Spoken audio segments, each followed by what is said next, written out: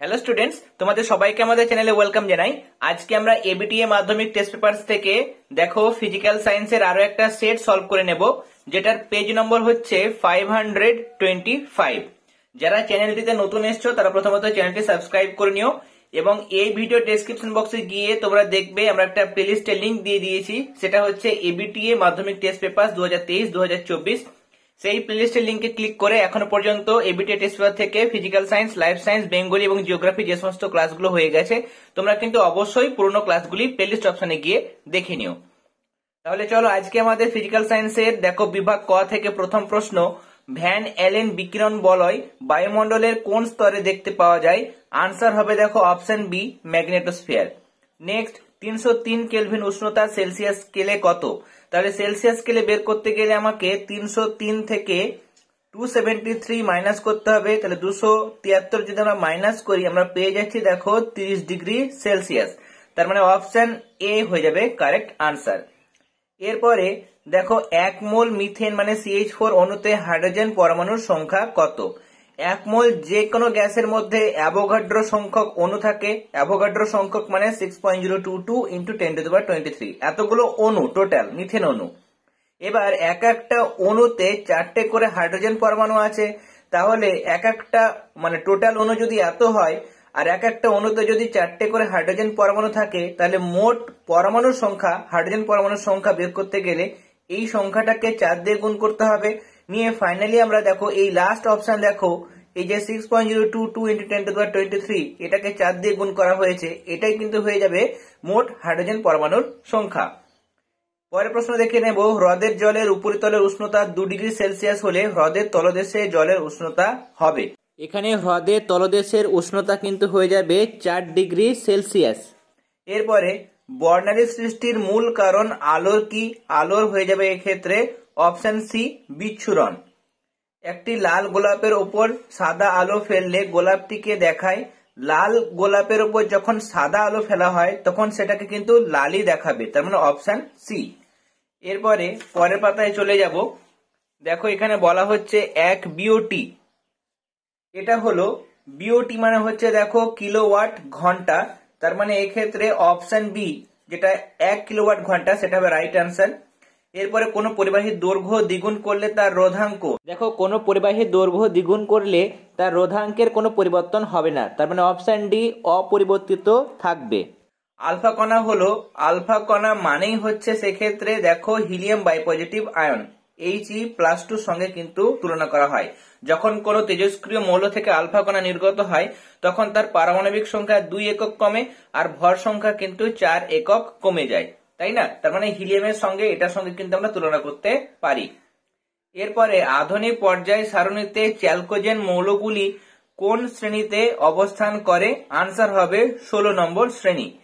এরপরে নিচের যে যৌগের অণুতে 2টি দ্বিবন্ধন আছে, 2টি ডাবল বন্ড রয়েছে দেখো কার্বন ডাইঅক্সাইডের এই অণুর মধ্যে, তাই না? দুই দিকে কার্বন ডাইঅক্সাইডের ক্ষেত্রে এদিকেও ডাবল বন্ড থাকে, এদিকেও কিন্তু অক্সিজেনের সঙ্গে ডাবল বন্ড থাকে, তার মানে 2টি দ্বিবন্ধন রয়েছে। এরপরে 1.12 প্রদত্ত কোনটি তীব্র তড়িৎ বিশ্লেষ্য? দেখো অ্যামোনিয়াম হাইড্রোক্সাইড মৃদু, এটা হচ্ছে দেখো কার্বনিক অ্যাসিড, আর এটাও কিন্তু মৃদু, এটা হচ্ছে দেখো মিথাইল অ্যালকোহল। আর লাস্ট অপশন দেওয়া হয়েছে সোডিয়াম হাইড্রোক্সাইড, এটা কিন্তু তীব্র তড়িৎ বিশ্লেষ্য, তার মানে অপশন ডি। জলের নিম্ন অপসরণ দ্বারা সংগ্রহ করা হয়, আনসার হবে নাইট্রোজেন গ্যাসকে। সর্বদাই অ্যামালগামের একটি উপাদান হবে, অ্যামালগাম হচ্ছে পারদ সংকর, তাহলে পারদ সংকর মানেই তার মধ্যে অবশ্যই একটা উপাদান পারদ থাকতে হবে। এরপরে শেষ এমসিকিউ, প্রদত্ত কোনটি অ্যালডিহাইডের কার্যকারী গ্রুপ? অ্যালডিহাইড মানে তার মধ্যে বন্ড CHO, মানে অপশন বি থাকবে, তার কারণ এটা হচ্ছে দেখো OH-টা অ্যালকোহল, এটা হচ্ছে কিটো গ্রুপ মানে কিটোন, আর এটা লাস্টটা হচ্ছে দেখো কার্বক্সিলিক অ্যাসিড গ্রুপ। এরপরে বিভাগ খ থেকে যে সমস্ত প্রশ্নগুলো দেওয়া হয়েছে সেগুলো আমরা পরপর দেখে নেব। প্রথমে দেওয়া হয়েছে দেখো প্রাকৃতিক সানস্ক্রিন বলা হয়, আনসার হবে ওজোন স্তরকে। তার কারণ হচ্ছে ওজোন স্তর কি করে? আমাদের সূর্য থেকে আসা ক্ষতিকারক অতিবেগুনি রশ্মির হাত থেকে আমাদের বাঁচায়, মানে একটা প্রাকৃতিক সৌর পর্দা হিসাবে কিন্তু কাজ করে এই ওজোন স্তর। এরপরে 2.2 বায়ুমণ্ডলে কোন স্তরকে শান্ত মণ্ডল বলা হয়? স্ট্র্যাটোস্ফিয়ারে মেঘ ঝড় বৃষ্টি কিছুই থাকে না, তাই জন্য স্ট্র্যাটোস্ফিয়ারকে শান্ত মণ্ডল বলা হয়। আর অপরদিকে বায়ুমণ্ডলে কোন স্তরে ঝড়, মেঘ ও বৃষ্টি দেখা যায়, যেটাকে আমরা ক্ষুব্ধমণ্ডল বলি, সেটা হচ্ছে দেখো ট্রপোস্ফিয়ার। কেমন? এরপরে সার্বজনীন গ্যাস ধ্রুবক কাকে বলে? তোমরা যে কোনো টেক্সট বই থেকে লিখতে পারবে। আমি এখানে দেখো 7টার বই থেকে দেখাচ্ছি। 1 গ্রাম অণু বা 1 মোল যে কোনো গ্যাসের ক্ষেত্রে পিভি ইজিক্যাল টু এন আর টি, তাহলে এন এর মান আমি 1 বসালাম, তাহলে 1 ইন্টু আর টি মানে পিভি ইজিক্যাল টু আর টি। এই সমীকরণে আর কে বলা হয় মোলার গ্যাস ধ্রুবক। আর এর মান সব গ্যাসের ক্ষেত্রে সমান, কারণ এই গ্যাসের মানে এর মান গ্যাসের ধর্ম বা প্রকৃতির উপর নির্ভর করে না, সব ক্ষেত্রেই কিন্তু একই হয়। তার জন্য এটাকে কিন্তু ইউনিভার্সাল গ্যাস কনস্ট্যান্ট বলা হয়। পরের প্রশ্নে চলে যাব। এখানে বলা হচ্ছে অথবা দিয়ে প্রশ্ন, পিভি ইজিক্যাল টু এন আর টি, এখানে এন এর একক কি? এন এর কোনো একক নেই। আর 2.4 এটা মিস হয়ে গেছে। দেখো বয়েলের সূত্রে চলরাশিগুলি কি কি? বয়েলের সূত্র মানে সেখানে পি সমানুপাতিক 1/v, পি সমানুপাতিক 1/v। এখানে চলরাশি বলেছে, তার মানে গ্যাসের চাপ এবং গ্যাসের আয়তন হয়ে যাবে চলরাশি। আর ধ্রুবক রাশি যদি বলে তাহলে সেক্ষেত্রে গ্যাসের ভর এবং উষ্ণতা হবে ধ্রুবক রাশি। আর এটা আমরা বললাম পিভি ইজিক্যাল টু এনআরটি তে এন এর একক হচ্ছে, এন এর কোনো একক নেই, এটা হচ্ছে মোল সংখ্যা, শুধুমাত্র নাম্বারটাকে ডিনোট করে, এর কোনো একক নেই।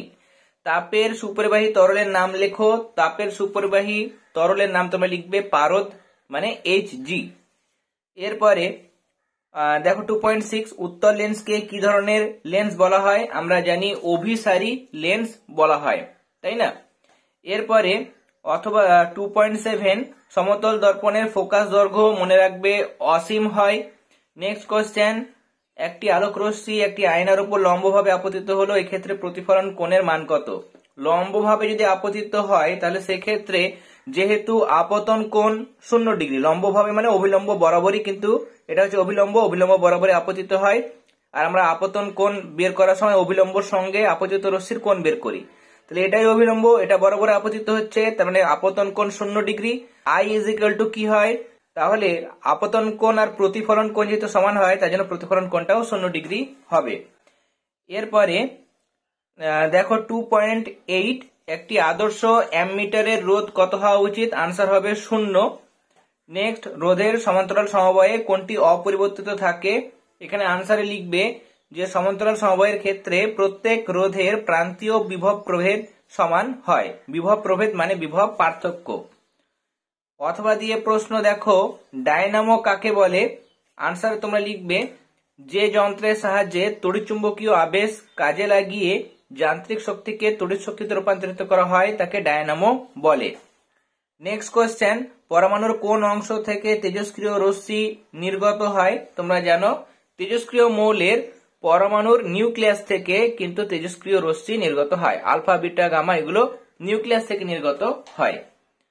এরপরে এখানে দেখো একটা প্রশ্ন দেওয়া হয়েছে, এক্স একটা মৌল যার পারমাণবিক সংখ্যা 2,8,2, ওয়াই এর যেটা পারমাণবিক বিন্যাস, ইলেকট্রন বিন্যাস, এটা হচ্ছে 2,8,7।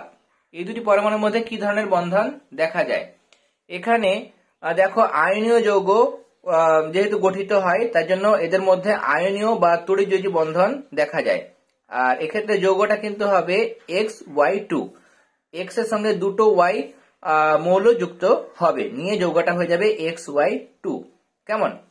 এরপরে 2.12, একটি তরল অধাতুর নাম লেখো। তোমরা লিখবে ব্রোমিন। নেক্সট কোশ্চেন, অথবা দিয়ে প্রথম সন্ধিগত মৌলের চিহ্ন লেখো। প্রথম সন্ধিগত মৌল হচ্ছে স্ক্যান্ডিয়াম, যার চিহ্ন হচ্ছে SC। এরপরে কোন মৌলকে মেন্ডেলিভ দুষ্ট মৌল আখ্যা দিয়েছিলেন? আনসার হবে হাইড্রোজেন। তার কারণ হাইড্রোজেনের অবস্থান সম্পর্কে কিন্তু সঠিক মন্তব্য বা সঠিক কিন্তু ব্যাখ্যা দেওয়া যায় না, তাকে গ্রুপ 1 এর সঙ্গেও রাখা যায়, আবার হ্যালোজেনের সঙ্গেও রাখা যায়, তার জন্য একে তিনি দুষ্ট মৌল বলে আখ্যা দিয়েছিলেন। এরপরে লোহার চামচের উপর নিকেলের প্রলেপ দিতে ক্যাথোড আর অ্যানোড হিসেবে কি কি ব্যবহার করা হয়? যার উপর প্রলেপ দেব, এখানে লোহার চামচের উপর প্রলেপ দেব, তার জন্য সেটাকে ক্যাথোডে রাখবো। যার প্রলেপ দেওয়া হয় সেটাকে অ্যানোডে রাখা হয়। এখানে নিকেলের প্রলেপ দেব, তার জন্য বিশুদ্ধ নিকেলের দণ্ডটাকে অ্যানোড হিসাবে ব্যবহার করব। এরপরে তড়িৎ বিশ্লেষণের সময় ঋণাত্মক আধানের প্রবাহ কোন তড়িৎদ্বারের অভিমুখে হয়? আনসার হবে অ্যানোডের দিকে হয়। ঋণাত্মক মানে অ্যানায়ন গুলো অ্যানোডের দিকে যায়, আর ক্যাটায়ন গুলো ক্যাথোডের দিকে যায়। একটি অধাতব তড়িৎদ্বারের নাম তোমরা লিখবে গ্রাফাইট। এছাড়া গ্যাস কার্বন সেটা তোমরা লিখতে পারবে। এরপরে দেখো ম্যাচিং দেওয়া হয়েছে। হেবার পদ্ধতিতে অ্যামোনিয়া উৎপাদন করা হয়, NH3 গ্যাস উৎপাদন করা হয়, তার মানে 2.16.1। এরপরে 2.16.2 স্পর্শ পদ্ধতিতে প্রাপ্ত H2SO4 98% হয়, তার মানে 2.16.2। ধাতু মলের মধ্যে দেখো CaSiO3 থাকে, তার মানে 2.16.3। আর খনিজ মলের মধ্যে কিন্তু সিলিকা মানে 2.16.4 থাকে। খনিজ মল তার সঙ্গে বিগালক মিশিয়েই কিন্তু ধাতু মল প্রস্তুত করা হয়। এরপরে দেখো পরের পাতায় প্রশ্ন হচ্ছে পিভিসি এর পুরো নাম তোমরা লিখবে পলিভিনাইল ক্লোরাইড। আর শেষে IUPAC নেম লিখতে বলা হয়েছে।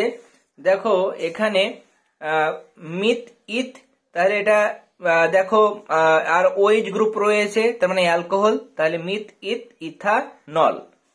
তাহলে আজকে আমরা এবিটিএ টেস্ট পেপার থেকে ফিজিক্যাল সায়েন্সের আরো একটা সেট সলভ করে নিলাম। এরপরে দেখো তোমাদের আরো অনেকগুলো তোমাদের সেট রয়েছে। এই সেটগুলো আমরা পরপর কিন্তু কমপ্লিট করে ফেলবো এবং সমস্ত 1 মার্কসের কোশ্চেন অ্যান্সার গুলো যখনই কমপ্লিট হয়ে যাবে তখন তোমাদের এই ফিজিক্যাল সায়েন্সের বিভাগ গ এবং বিভাগ ঘ এ যে সমস্ত বড় প্রশ্নগুলো রয়েছে সেগুলো আমরা ক্লাস প্রোভাইড করব। তোমরা এখনো পর্যন্ত যারা চ্যানেলটি সাবস্ক্রাইব করনি তারা অবশ্যই সাবস্ক্রাইব করে নিও এবং এই ভিডিও ডেসক্রিপশন বক্সে গিয়ে তোমরা কিন্তু অবশ্যই যেটা বললাম এবিটিএ মাধ্যমিক টেস্ট পেপার 2023-2024 এই প্লেলিস্টের লিংকে ক্লিক করে যাদের পুরনো ক্লাসগুলো দেখা হয়নি তারা কিন্তু অবশ্যই পুরনো ক্লাসগুলি দেখে নিও। আমাদের ক্লাসগুলো তোমাদের কেমন লাগছে সেটা কিন্তু অবশ্যই তোমরা কমেন্ট সেকশনে কমেন্ট করে জানাবে। তোমাদের কোনো জিজ্ঞাসা থাকলে বা কোনো সমস্যা থাকলে সেটাও কিন্তু তোমরা ইউটিউবের কমেন্ট সেকশনে জানাতে পারো। এছাড়া আমাদের একটা টেলিগ্রাম গ্রুপ রয়েছে, সেখানে তোমরা যুক্ত হতে পারো। আমাদের টেলিগ্রাম গ্রুপের লিংক তোমরা এই ভিডিও ডেসক্রিপশন বক্সে পেয়ে যাবে। তাহলে আজকের ক্লাস এতটাই। তোমরা সবাই ভালো থেকো। All the very best.